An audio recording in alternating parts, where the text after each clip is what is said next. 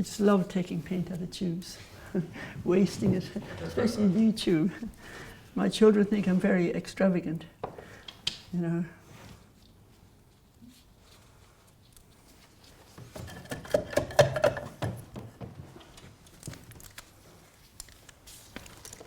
Some people even put Vaseline into their brushes to keep them soft. They didn't have tubes until about 150 years ago, did they? No, it was handy then for artists to go out painting on plein air. I think I have everything now. Okay. My name is Elizabeth Cope.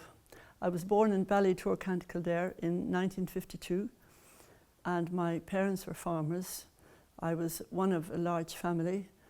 I suppose you could say I had a reasonably good childhood in that I was born in the middle of a village, yet we were farmers. We used to bring our cows in every day, twice a day, to be milked. So we sold our own milk and vegetables and groceries in the village. So we had a kind of a double life, the country life within a village. So at the age of 19, I decided to go to London. So I enrolled in the Sir John Cass School of Art for 2 years because I had a job. I was teaching in a prep school for boys. I asked the headmaster after the first year if I could give up teaching sport so I could devote more time to painting. And he said, oh yes, we cannot let you go. So I had a great education in London. Between going to theatre, opera, ballet, even I went to Ronnie Scott's on my own. London opened up a whole world of everything for me. I saw Nureyev dance with Margot Fontaine and, you know, heard Elizabeth Schwarzkopf sing and, you know, all kinds of things. And all the museums, the British Museum, the National Gallery, you know. So London is a great place to be. But my happiest time was in Sir John Cass, because it was anyone could go in, and I'm not a lover of art schools as such because I feel they are very unreal places, you know. So then I came back to Ireland in 1977 at the age of 25, and then I met Jeffrey, and then 2.5 years later we got married, and then we moved to Shankill in 1991, and we're here ever since.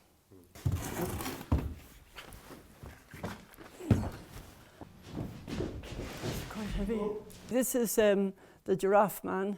His name is Michael O'Dwyer. He was in the British Army and served in Northern Ireland, and he sat for me. This is made in London in 2005 and 2006, and there's a counterpart painting of it which we hope to show as well in visual. A lot of women actually, when they see these paintings, they laugh out loud. And I'm so happy about that because that's really what I intend. You know, I'm happy when people think they're funny, which it isn't funny, obviously, but it's better to laugh at it than not, I suppose. Painting isn't a normal activity.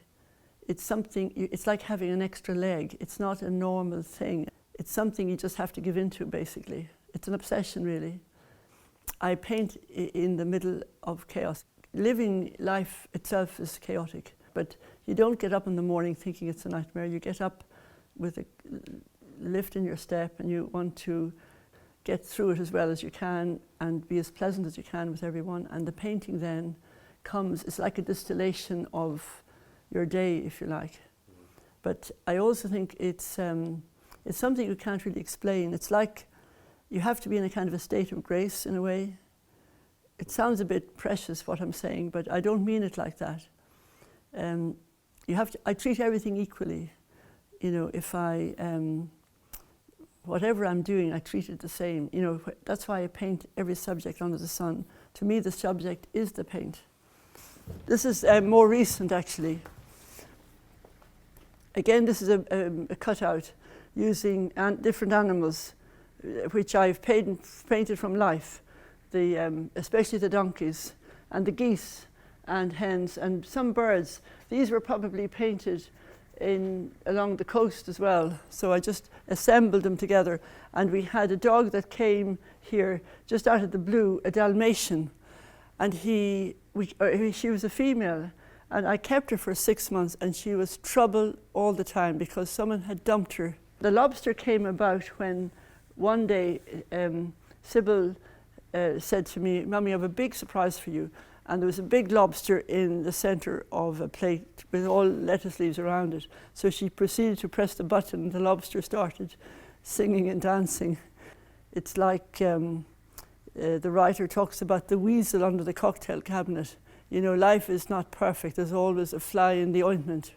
So I suppose the lobster represents that.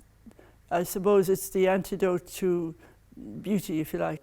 This painting was painted in Edvard Munch's studio in Ikli in Norway, and I spent a couple of months there, and we had the whole space to ourselves, and I was able to paint on the walls. So this is one of the paintings, and the other one is this one over here.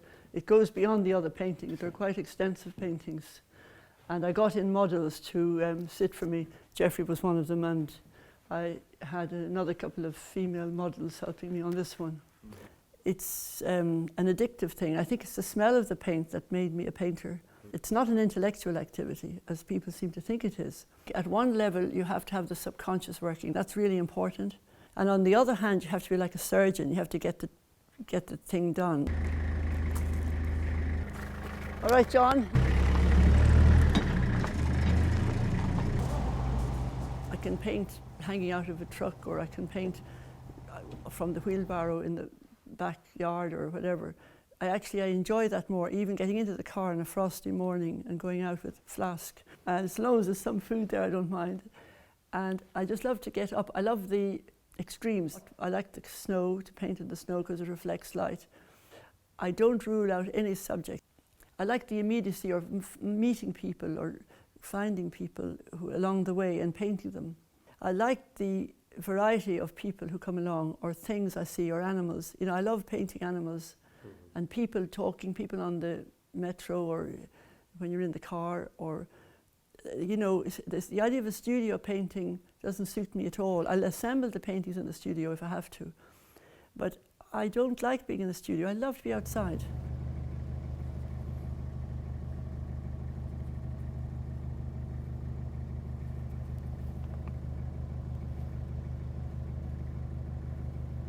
I like to be out and about, and with animals moving, people moving, and, you know, I like the energy of living the moment, you know, the breathing of each and every element that we have to deal with, you know. The cat stretching, or going to the zoo, or painting in the middle of maybe the desert, like a chef who can cook outside in the open air. I like the improvisatoriness of things. So long as there's a picnic involved, I'm happy.